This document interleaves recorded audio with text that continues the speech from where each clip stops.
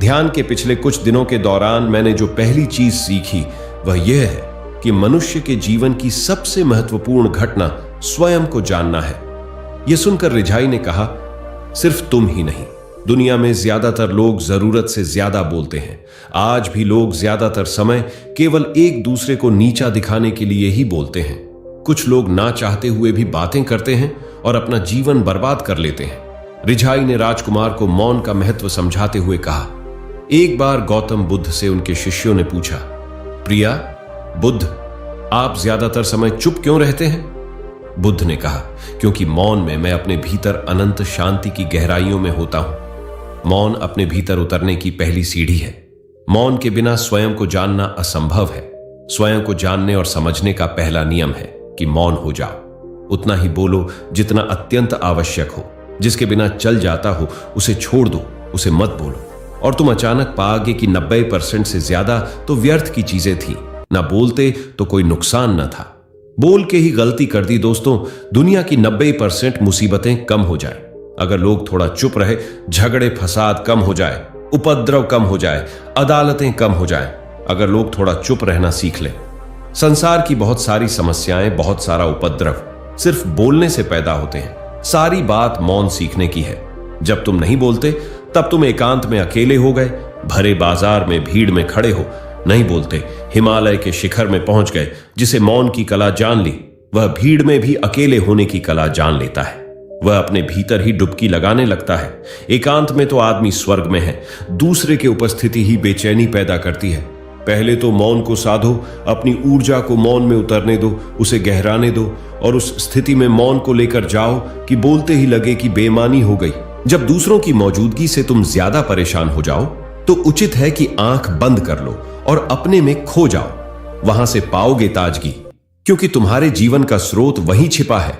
वह किसी दूसरे में नहीं, तुम्हारे भीतर है। तुम्हारी जड्डी तुम्हारे भीतर है। आखिर कौन तुम्हें तुम्हारे भीतर तक लेकर जाएगा? कोई नहीं।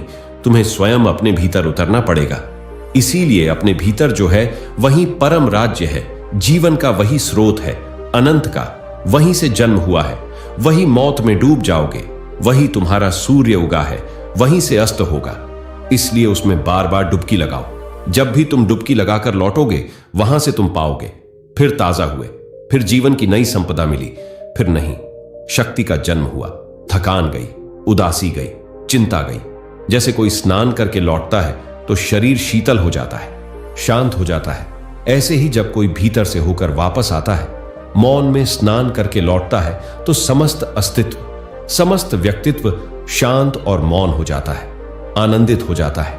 जब तुम आंतरिक मौन की उस पराकाष्ठा पर पहुंच जाओगे, तब तुम पाओगे कि बोलने से भी तुम्हारा मन खंडित नहीं होता, वह बना ही रहता है। उसकी एक अंतर्धार लगातार तुम्हारे भीतर बहती रहती है। तुम बोलते तो हो, लेकिन अपने से छुट्टी नहीं। तुम शब्द का उपयोग भी करते हो, लेकिन वह तुम्हारे मौन को खंडित नहीं कर पाते। एक बार गहरी मौन में स्थिर हो जाओ, फिर तुम्हारी वाणी में भी सुगंध आ जाएगी। फिर तुम्हारी वाणी में भी एक विशालता आ जाएगी। तुम्हारा बोलना संगीत पूर्ण होगा, तुम्हारा बोलना सत्य होगा। तुम बोलोगे तो दूसरों पर भी शीतलता छा जाएगी।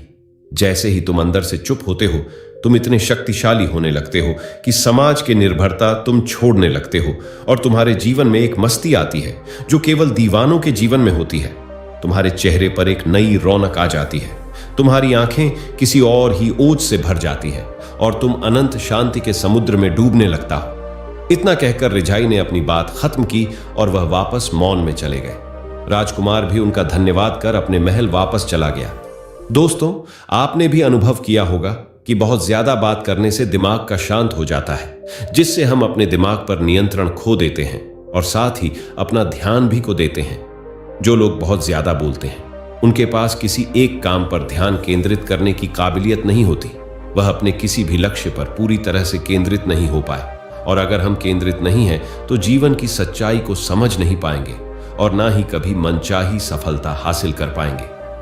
इसके अलावा भी आपने देखा होगा कि जो लोग अधिक बोलते हैं वह अक्सर लोगों के बीच हंसी का पात्र बन जाते हैं, और जो लोग कम बोलते हैं और अपनी बात पर कायम रहते हैं, उन्हें लोगों से सम्मान मिलता है। लोग उनकी बातों को सुनते हैं और उन पर भरोसा भी करते हैं। जो लोग जरूर से अधिक बोलते हैं और अपने विचारों के बारे में पक्के नहीं होते, उनका दिमाग अस्थिर और विचलित रहता है, शोर से भरा रहता है, और एक अशांत दिमाग वाला व्यक्ति जीवन में किसी भी चीज में सफल नहीं हो पाता, क्योंकि वह किसी भी काम में फोकस नहीं कर पाता। यदि किसी व्यक्ति को यह पता है कि उसे कब, कहां और क्या बोलना है, तो वह व्यक्ति सच में बहुत बुद्धिमान है, और ऐसा व्यक्ति जहां भी जाता है उसका व्यक्तित्व आकर्षक का केंद्र बन जाता है, और वह जो कुछ भी करता है उसमें सफल होता है। अगर हम किसी महान और सफल व्यक्ति के व्यक्तित्व को गहराई से देखें तो पाएंगे कि वह कम बोलते हैं और कम से कम शब्दों में अपनी बात खत्म कर देते हैं। वह बोलने से पहले वह चीजों के बारे में सोचते हैं कि उसे क्या बोलना है, उनके बारे में गहराई से सोचते हैं। लेकिन जो लोग बहुत ज्यादा बोलते हैं, बहुत बार वह झूठ भी बोलते हैं और अपनी बातों से दूसरों के मन और विचारों पर कचरा डालते रहते हैं। वह ज्यादातर समय दूसरों की बुराई करते रहते हैं, इसीलिए उनके अपने भी उनसे नफरत करने लगते हैं और उससे बचने की कोशिश करते हैं। हमारे भारतीय उपनिषदों में कहा गया है कि हमारे शब्द वास्तविक ब्रह्म शक्ति है। मौन से धैर्य आता है, धैर्य से ध्यान, और ध्यान से हम अपने जीवन के बारे में जागरूक हो जाते हैं। इसीलिए अगर हम ज्यादा बात करते हैं तो हम मौन को खो देते हैं, जो मन की शांति का पहला स्तंभ है। तो दोस्तों, आज के लिए बस इतना ही। हमारी ये कहानी आपको पसंद आई तो कमेंट करके जरूर बताना, और साथ ही साथ चैनल को सब्सक्राइब जरूर कर लेना। तो मिलते हैं किसी नई वीडियो में, तब ले जय हिंद। एक समय की बात है, एक बौद्ध भिक्षु अपने कुछ शिष्यों को एक पेड़ की छांव में उपदेश दे रहे थे और बता रहे थे कि जीवन बहुत अनमोल है। यदि इसे ठीक से जिया जाए तो कुछ भी असंभव नहीं जिसे पाया नहीं जा सकता। यदि कोई ठान ले तो वह अपने हर सपने को पूर्ण कर सकता है। क्यों कि मानव को प्रकृति ने कुछ इस तरह तरासा है, जो उठ जाए तो बुद्धत्व और गिर जाए तो एक जानवर से भी निकृष्ट है। इसलिए शिष्यों, अपनी ऊर्जा को सदैव ऊंचा उठने में लगाओ। क्यों कि अच्छी चीजें करनी पड़ती है और नकारात्मक चीजें अपने आप होती है, क्योंकि वह लुभावनी होती है और उनका वेग अति तीव्र होता है, जो हमारे मन को आसानी से मोड़ लेता है। आगे वह शिष्यों से कह रहे थे कि जब कभी भी आप शांत मन से बैठकर सोचोगे तो आप यह महसूस करोगे कि यह ब्रह्मांड, यह प्रकृति, यह सब कुछ हर किसी को समान रूप से अवसर देते हैं। यहां हर एक के लिए अपार संभावनाएं हैं। अतः इस भंडार से जो जितना चाहे ले सकता है। लेकिन साथ ही साथ तुम सब यह भी महसूस करोगे कि हमें लेना नहीं आता, हमें हासिल करना नहीं आता, क्योंकि किसी भी चीज को हासिल करने का एक तरीका होता है, एक विधि होती है, और कुछ ऐसे सूक्ष्म रहस्य हैं जिनका अभ्यास करना ही उस सफलता को पाने का सही तरीका होता है। भला दुनिया में कौन है ऐसा जो सफल नहीं होना चाहता? कौन है ऐसा जो खुश नहीं रहना चाहता? फिर वह ऐसी कौन सी चीज है जो हमें यह सब करने से या पाने से रोकती है? वह है हमारे खुद के नकारात्मक विचार, वह है हमारी खुद से होने वाली नकारात्मक बातचीत, और हमारा मन खुद ही ऐसे विचार पैदा करता रहता है जो हमारे आत्मविश्वास को कमजोर बनाता रहता है और हमें विश्वास दिलाता रहता है कि हम उस सफलता के लायक नहीं। और यही वह सूक्ष्म रहस्य है। इसलिए अपने मन में चल रहे विचारों को एक सही दिशा देना, उन्हें नकारात्मक से सकारात्मक की ओर मोड़ना, खुद से की जाने वाली मानसिक बातचीत को सही करना और खुद पर विश्वास करना चाहिए। गुरु ने आगे कहा, क्या आपके अंदर कुछ ऐसा है जो आपको मुश्किल से मुश्किल वक्त में भी हार नहीं मानने देता? लोग जब उदास और परेशान होते हैं तो अक्सर वह सब कर बैठते हैं जो उन्हें नहीं करना चाहिए। नकारात्मक भावनाओं की वजह से कई बार हमारे अंदर की बुराई बाहर आ जाती है और हम गलत कदम उठा लेते हैं। गुरु ये सब बोल ही रहे थे कि तभी एक शिष्य खड़ा होता है और गुरु से प्रश्न करता है, गुरुदेव, क्या आप हमें बता सकते हैं कि हमें अपने अंदर की बुराई और नकारात्मकता का सामना कैसे करना है और जिंदगी को सकारात्मक विचारों के साथ कैसे जीना है? गुरु ने मुस्कुराते हुए कहा, खुश रहना उतना भी मुश्किल नहीं है जितना आप सोचते हैं। बस हमें हर सुबह और शाम अपने विचारों को सही दिशा देना है। हर नया सवेरा एक उम्मीद लेकर आता है, क्योंकि हर नए दिन के साथ नई सपना, नई उम्मीदें और नई मौके मिलते हैं। इसीलिए अपने हर दिन का दिल से स्वागत करो। कौन जाने कल क्या होगा, क्योंकि आने वाला समय तो किसी ने नहीं देखा है। अक्सर हम सभी सोचते हैं कि हमारे सामने एक लंबी जिंदगी पड़ी है। यह बात सच है, लेकिन यह भी एक सच है कि जिंदगी का कोई भरोसा नहीं, कब क्या हो जाए कहना बड़ा मुश्किल है। इसीलिए हर दिन को अपना एक नया जन्म समझकर जीना शुरू करो, क्योंकि इस सोच के साथ जीवन जीने से आप कभी दोबारा उदास महसूस नहीं करेंगे, बल्कि आप खुद से और अपने करीबी लोगों से और भी ज्यादा प्रेम करने लगेंगे, और फिर जो भी करेंगे पूरे जोश और उत्साह के साथ करेंगे। गुरु ने आगे कहा, अगर आप सफलता चाहते हैं तो आपको कुछ समझौते भी करने पड़ेंगे। जीवन का यही नियम है। अपनी आराम की स्थिति में रहते हुए आप कभी कुछ बड़ा हासिल नहीं कर सकते। जीवन में बदलाव लाकर ही आप उसे एक नई दिशा दे सकते हैं। इसीलिए हर बदलाव का खुले मन से, खुले दिल से स्वागत करो। जो लोग समय के साथ बदलना सीख जाते हैं, अंत में सफलता भी उन्हीं को मिलती है। अगर आपको लगता है कि आपकी जिंदगी में बहुत मुश्किलें हैं और आप परेशान हो चुके हैं, तो आपको मुश्किलों का सामना करने के प्रति अपने नजरिए को बदलना होगा, अपने सोचने के तरीके को भी बदलना होगा। चाहे कोई सा भी बदलाव आए और वह कितना ही मुश्किल क्यों ना लगे, आप बस उसका सामना कीजिए। आपको शायद नहीं पता, पर आप अपनी सोच से कहीं ज्यादा मजबूत हैं, और आपकी जिंदगी में जितनी मुश्किलें आएंगी आप उतनी ही मजबूत होते चले जाएंगे, क्योंकि हर मुश्किल एक नया अनुभव और एक नया सबक देकर जाती है। फिर इसके बाद आपको सफल होने से कोई नहीं रोक पाएगा, और आपकी जिंदगी खुशियों और कामयाबियों से भर जाएगी। बुरे काम करके यह मत सोचो कि आपके साथ कुछ भी बुरा नहीं होगा। अगर जिंदगी में सब कुछ अच्छा चाहिए तो फिर अच्छा ही सोचना होगा और अच्छा ही करना होगा, तभी आप पर इस ब्रह्मांड की मेहरबानी होगी। इसीलिए अपनी सोच और अपने कर्म पर सही नियंत्रण रखो। हम दुनिया को किस नजर से देखते हैं, यह काफी हद तक हमारी अपनी सोच पर निर्भर करता है। एक नकारात्मक मानसिकता वाले व्यक्ति को दुनिया में सिर्फ बुरा ही बुराई दिखती है, जबकि सकारात्मक विचार हमें जीवन की उन चीजों की अहमियत करवाता है जो अभी हमारे पास है, और वह उस ब्राह्मणी शक्ति की कृपा से हमें मिली है। गुरु ने आगे कहा, अपने मन को शांत रखना सीखो। दिन भर की भाग दौड़ के बीच खुद को शांत रखने का कोई तो तरीका सीखो। एक शांत मन के साथ हमें अपने अंतरात्मा में झांकने का मौका मिलता है, और हम खुद से ही सवाल जवाब करते हैं। आप जितनी गहराई से अपने अंदर झांकेंगे उतना ही ज्यादा खुद को जानेंगे। आप अपने आसपास की चीजों को समझने लगेंगे, लोगों का स्वभाव और उनका व्यवहार समझने लगेंगे। फिर आप हर चीज को लेकर बात बात पर परेशान और उदास होना छोड़ देंगे। आपको यह एहसास होने लगेगा कि आपके किस काम का क्या असर पड़ेगा। किसी भी काम से अगर आपको दुख पहुंचे तो उस काम को मत कीजिए, और जो चीज खुशी दे उसे जरूर कीजिए। फिर देखिए आपकी जिंदगी में कैसे ठहराव आता है। हमें जिंदगी एक बार ही मिलती है, तो क्यों ना इसे भरपूर तरीके से जिए। जो दिल करे वह करो, खुद को बंधनों में मत बांधो। लेकिन हाँ, इस बात का भी ध्यान रखो कि वह मनमानी ना हो, बुद्धिमानी हो और आपके भीतर की आवाज हो। इसीलिए कुछ भी करने से पहले अपने अंतरात्मा की आवाज सुनो। आपके दिल की चाहत कुछ भी हो सकती है, जैसे कोई नया व्यापार शुरू करना, किसी नए शहर में जाकर अपनी किस्मत आजमाना, या फिर कुछ महत्वपूर्ण हासिल करना। जो भी आपके दिल में है उसे पाने के लिए कम से कम एक बार अपना संपूर्ण प्रयास जरूर करो। यह मत सोचो कि इसका परिणाम क्या होगा। जो मन में है बस उसे कर डालो। अक्सर हम उधेड़बुन में फंस जाते हैं, क्योंकि हमारा दिल कुछ कहता है और दिमाग कुछ और। लेकिन प्रयास करने पर ज्यादा से ज्यादा आपके साथ क्या हो सकता है, यही ना कि आपको सफलता नहीं मिलेगी। गुरु ने आगे कहा, लेकिन कम से कम आपको इस बात का पछतावा तो नहीं रहेगा कि आपने कोशिश ही नहीं की।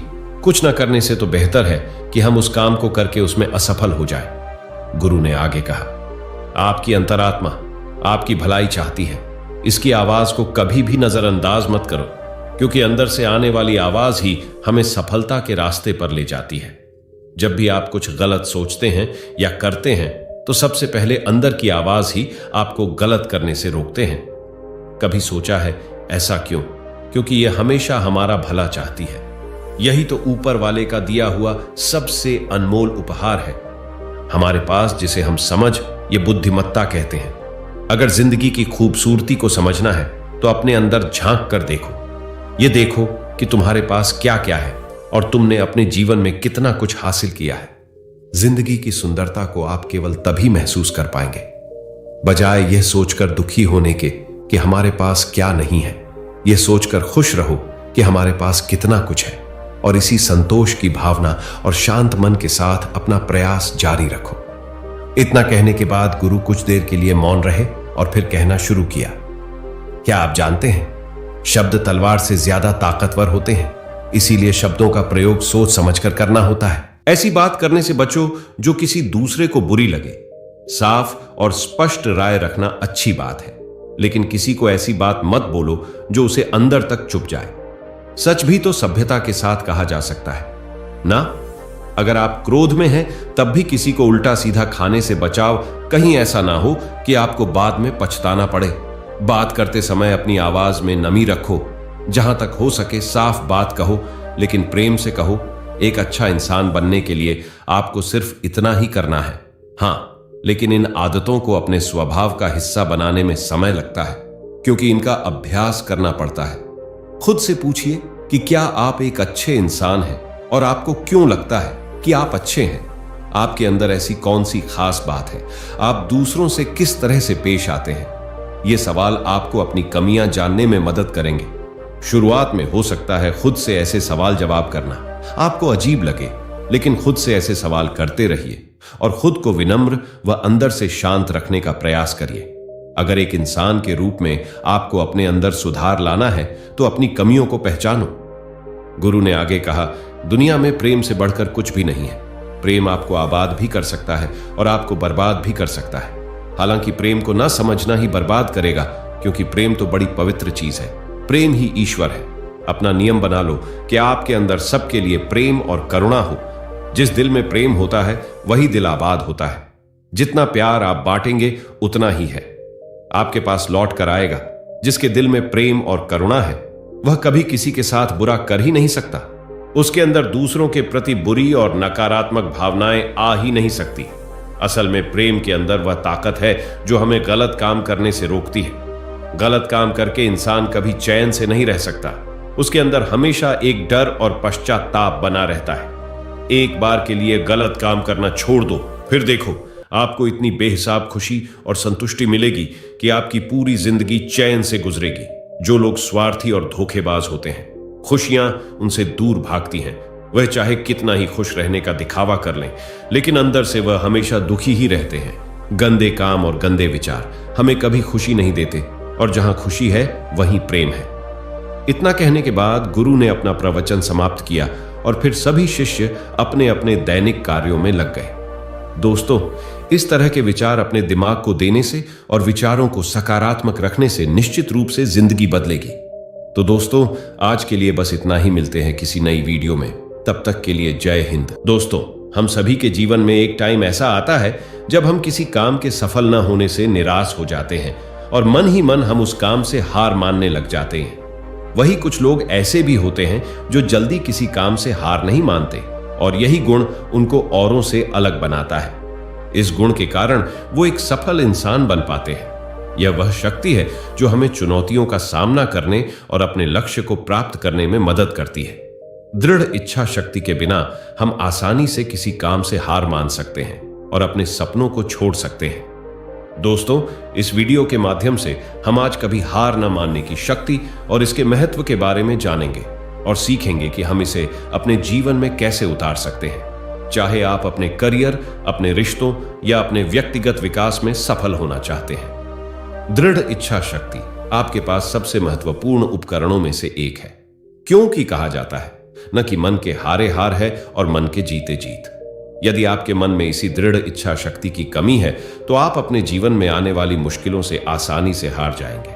इसलिए आज इसे एक बौद्ध कहानी के माध्यम से समझते हैं कि दृढ़ इच्छा शक्ति क्या है और यह हमारे जीवन में कैसे परिवर्तन ला सकती है। तो चलिए कहानी शुरू करते हैं।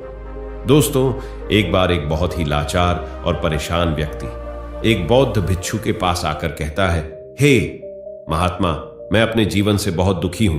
मैं जिस भी काम को शुरू करता हूं उसमें मैं असफल हो जाता हूं। मैं अपनी बीवी बच्चों और अपने परिवार को भी खुश नहीं रख पा रहा हूं। मैं अपने लिए भी कुछ नहीं कर पा रहा। कभी कभी तो मुझे अपनी जिंदगी को खत्म कर देने के भी ख्याल आते हैं। आप इतनी साधनाएं करते हैं, इतनी तपस्या करते हैं, क्या आप मुझे कोई ऐसा मार्ग बता सकते हैं जिससे मैं अपने बुरे वक्त से बाहर आ सकूं? मेरा बहुत बुरा समय चल रहा है। 2 वक्त की रोटी का इंतजाम करना भी मेरे लिए बहुत मुश्किल हो गया है। अब आप ही बताइए कि ऐसे वक्त में मैं जिंदा रहूं तो कैसे रहूं, कैसे अपने परिवार को खुश रखूं? कृपया करके कोई साधारण सा तरीका बताने की कृपा करें ताकि मैं आसानी से समझ सकूं, क्योंकि मैं बहुत पढ़ा लिखा नहीं हूं। अगर आप बड़ी बड़ी ज्ञान की बातें करेंगे तो शायद मैं कभी समझ भी नहीं पाऊंगा। यह सुनकर वह बौद्ध भिक्षु ने मुस्कुराते हुए कहा कि तुम मेरा एक काम कर सकते हो। उसने सामने की तरफ इशारा करते हुए कहा कि उस ऊंची पहाड़ी पर एक मंदिर है और उस मंदिर के पास चींटियों का एक घर है जहां पर हजारों चींटियां रहती हैं। तुम्हें सुनने में और उसे करने में बड़ा अजीब लगेगा, लेकिन वह चींटियां उस मंदिर की जमीन को खराब कर रही हैं, उस मिट्टी के उपजाऊ शक्ति को खत्म कर रही है, जिसके कारण वहां पर कोई भी पेड़ या कोई भी घास पनप नहीं पा रही है। तुम मेरा एक काम करो, उसके बाद मैं तुम्हें तुम्हारे सवालों के जवाब दूंगा। तुम 8